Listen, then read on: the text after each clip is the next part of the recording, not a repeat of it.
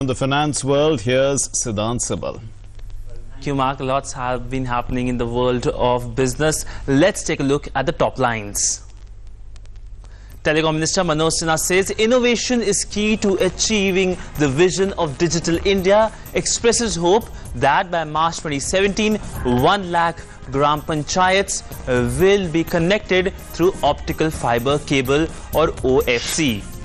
World Biofuel Day observed today. Petroleum Minister says large potential of growth for biofuels in the country. Power Minister Piyush Goyal says biofuels can help double the income of farmers. Markets end in red. Sensex falls by 310 points to end below the crucial 28,000 levels. Heavy profit booking in oil and gas, auto and healthcare sector. Nifty falls by 103 points.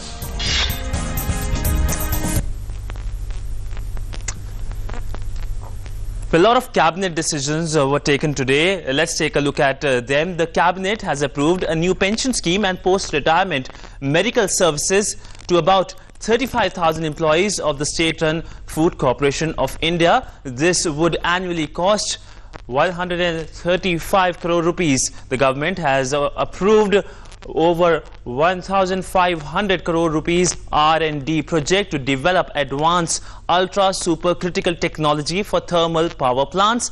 It's a move that would ensure energy security. Easing of FDI norms for non-banking financial companies or NBFCs were also given a green light by the cabinet. Other decisions are approval of agreement between India and Croatia on economic cooperation. India and Croatia had signed agreement on economic cooperation and trade in September 1994. And finally, the cabinet has approved MOU between India and South Africa for cooperation in the field of tourism. The main objectives of the MOU is to expand bilateral cooperation in the tourism sector.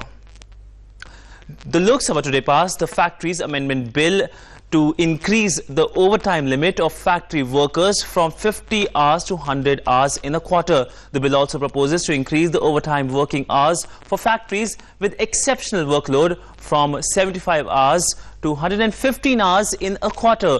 The bill will now be introduced in the Rajya Sabha. A bill to provide tax incentives to the garment sector and enable the government to raise custom duty on marble and granite from 10% to 40% was approved by the Lok Sabha today. While replying on the Taxation Laws Amendment Bill 2016 in the Lok Sabha, Finance Minister Arun Jaitley stressed on the need to give tax incentives to Indian companies in order to bring in more competitiveness. If we are to cover up for this tax disadvantage or handicap that Indian exports have compared to LDCs and other neighboring competitors, we have to give our companies some kind of a tax advantage. And the nature of the industry is such that this tax advantage is intended to be given to them so that the apparel industry also becomes competitive, so that they are able to make the cost advantage itself. And I'm sure with these incentives, the apparel industry would be able to contribute a large number of jobs. That's all I said. With these few observations, sir, I commend this bill for the acceptance of the House. Well, the TRAI to relaunch its QoS or Quality of Service portal. The portal allows users to check the call drop rate of network of any telecom operator.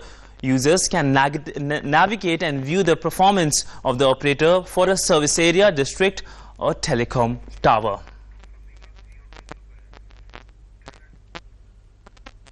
Well, that's on the finance world. Back to in the studio, Mark.